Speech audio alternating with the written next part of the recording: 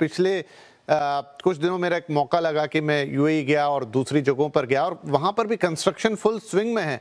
लेकिन एक बात जो मुझे नज़र आई वहाँ पर कि वहाँ पर बहुत हैवी कंस्ट्रक्शन साइट्स हैं और कई ज़्यादा गुना बड़ी इमारतें बन रही हैं। लेकिन आप महसूस कर सकते हैं कि ना तो वो उनमें से आवाज़ें आती हैं, क्योंकि वो भी एक तरीके का प्रदूषण है। 24 घंटे काम चल रहा है। आप एयर में सांस लेंगे तो आपको महसूस होगा right between the construction site पास में खड़े होके कि नहीं एयर क्लीन है। आप एक फिंगर टेस्ट करेंगे और ऐसे उठाने की कोशिश करेंगे धूल को, उससे भी पता चलेगा। तो वहां वो ऐसा क्या कर रहे हैं जो हमारे यहाँ नहीं हो रहा? देखिए, राइट एट द सोर्स और उसके ऊपर से जो वेरियस टेक्नोलॉजीज हैं। अब जैसे यहाँ पे हमने उसको सप्रेस डस्ट को सप्रेस करने के लिए हमने क्लाउड सीडिंग भी ट्राई किया। अब वो कहा कि उसमें ह्यूमिडिटी बराबर नहीं थी। So various other things, but source पे जो उसको निप करना है वो बहुत जरूरी है। यहाँ पे कुछ डेवलपर्स हैं, obviously it should not come at the cost of money, but societies के अंदर या ऑल ओवर पानी का छिड़काव कॉन्स्टेंटली होता रहता है। क्योंकि अगर इसका आप क्लाइमेटोलॉजिकली देखें तो यही एक टाइम है जहां पे डेंस एयर जो है आपकी ट्रैप हुई है। पूरे साल यही वेहिकुलर पोल्यूशन रहता है, यही कंस्ट्रक्शन चलता है। पर ये टाइम पीरियड है हमारा साल का, इसमें ज्यादा इम्पैक्ट होता है। तो इसी के हिसाब से फिर हमें अपना सारा प्रोग्राम्स भी बनाने चाहिए कि इसको हम कैसे एड्रेस कर सकते हैं। देखिए, डेवलपर के लिए अगर आप देखें, वैसे ही उनका पूरा 12 महीने का जो साइकिल होता है, कंस्ट्रक्शन साइकिल, वो टेक्निकली 8 महीने का रिड्यूस हो जाता है। तो डेवलपर भी एक तरह से जब ग्रैप लगता है, उनको कंस्ट्रक्शन के लिए परमिशंस नहीं है, कुछ भी पेंटिंग करने के लिए भी परमिशन नहीं होता है, which is all fair. But उनके वैसे ही वो महीने 8 महीने हो रहे हैं, पर पूरा साल भी तो वो कंस्ट्रक्शन कर रहे हैं, पूरा साल भी तो गाड़ियां चल रही हैं। तो इस पर्टिकुलर पीरियड के लिए हमें क्या एक्शन प्लान रखना चाहिए, हमें कलेक्टिवली उसकी तरफ ध्यान देना चाहिए। ऑल्सो एक चीज मैं हाईलाइट करना चाहूंगी कि AQI levels are very localised. जैसे आज ही मैं देख रही थी कि जयपुर में भी 222 है किसी जगह पे, then Meerut is somewhere around 320। तो ये अब एक मेट्रो प्रॉब्लम ना होते हुए ये अब एक हर शहर प्रॉब्लम हो गई है, और स्पेसिफिकली विंटर मंथ्स में। So it needs a collective action plan. बिल्कुल अंकिता, ये अब सिर्फ दिल्ली की बात नहीं रह गई, मुंबई की भी बात नहीं रह गई। जयपुर का नाम आपने लिया, लखनऊ का नाम मेरठ। लीजिए, मेरठ का नाम ले लीजिए, कानपुर का। थोड़ा उत्तर भारत में ये ज्यादा होता है, शायद नीचे आए थोड़ा तो due to other geographical conditions वो कम होता है। अब तो होने लगा है यहाँ भी। मुंबई में कब हमने सुना था कि प्रदूषण की इस तरह की बातें हों, 200 AQI क्रॉस कर जाए? यहाँ भी हो रहा है। तो क्या ये एक बड़ा चेंज है? उसकी तरफ भी आगे बातचीत करेंगे। शामवी, एक सवाल आपसे। CAC की रिपोर्ट्स हम अक्सर देखते हैं और वो बार बार ये कहती है कि वाहनों से, अभी बात भी हुई 2-4 बार, कि वाहनों से निकलने वाला प्रदूषण अब पराली और ये सारी चीजों को क्रॉस कर गया है। पॉलिसी हमारी वही है, 15 साल पुरानी गाड़ियों को स्क्रैप करने की है।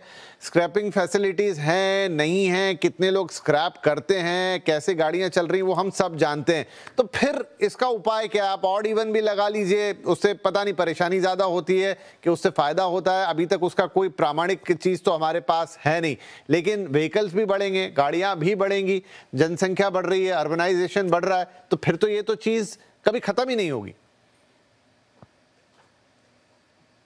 तो ये बहुत ज़्यादा ज़रूरी है। जैसे हमने क्लियरली आपने भी बताया कि व्हीकल एक बहुत मेजर पोल्यूटिंग सोर्स बन गया है अभी दिल्ली के लिए।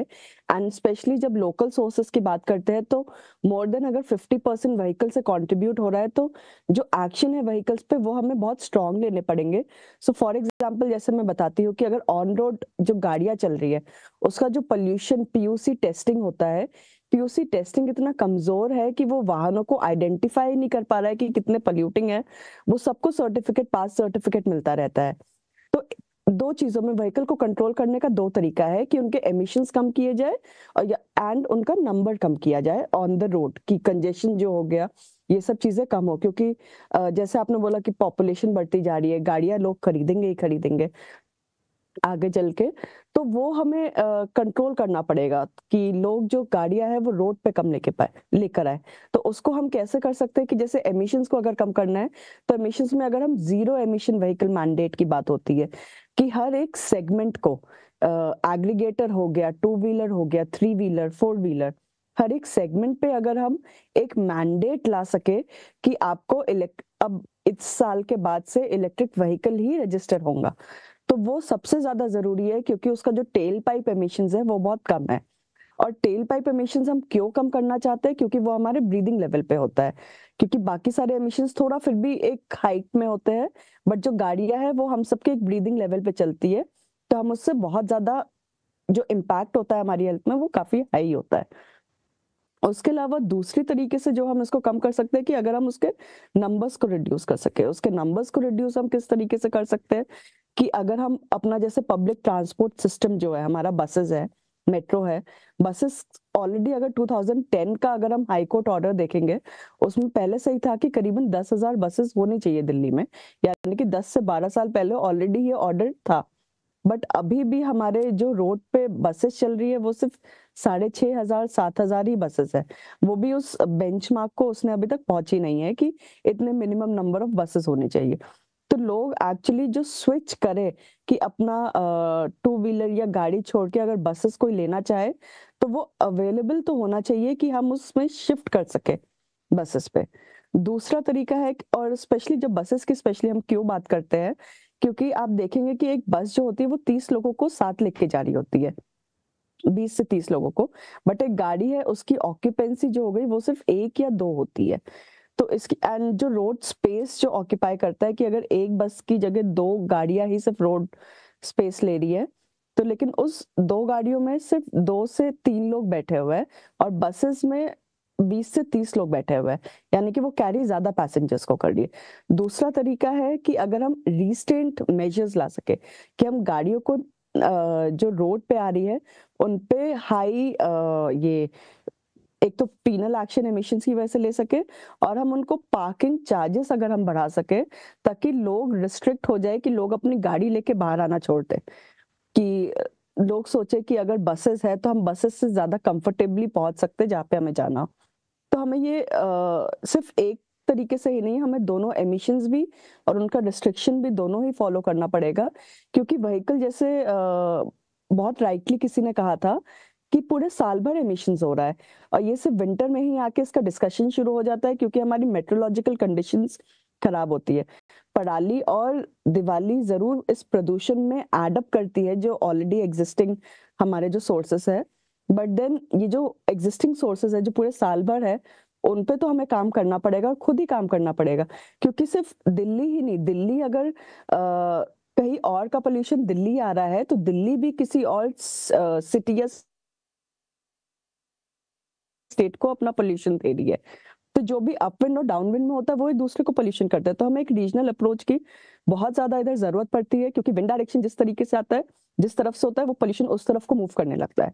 और दिल्ली का प्रॉब्लम हो जाता है कि वो एक कटोरे जैसा है कि वो बीच में फंसा हुआ है जहाँ पे उसके खुद की विंड स्पीड नहीं है।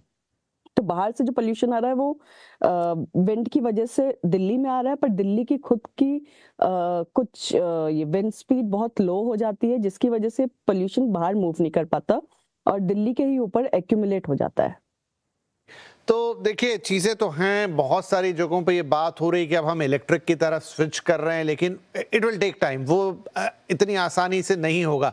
और बीच में तो काफ़ी ज़्यादा इलेक्ट्रिक वाहनों के प्रति लोगों की दिलचस्पी बढ़ी थी, लेकिन कुछ कारणों से वो वापस से थोड़े से नंबर्स नीचे की तरफ जाते हुए दिखते हैं या ठहरे हुए से दिखते हैं। खैर, इस पर भी बात होगी कि क्या ये एक पूरी तरह से कारगर सॉल्यूशन होगा जहां व्हीकल्स को कन्वर्ट कर दें, टेल पाइप एमिशन जिसे कह रहे थे आप अभी, वो बिल्कुल हटा दिया जाए और इलेक्ट्रिक व्हीकल्स पे स्विच किया जाए। प्रीति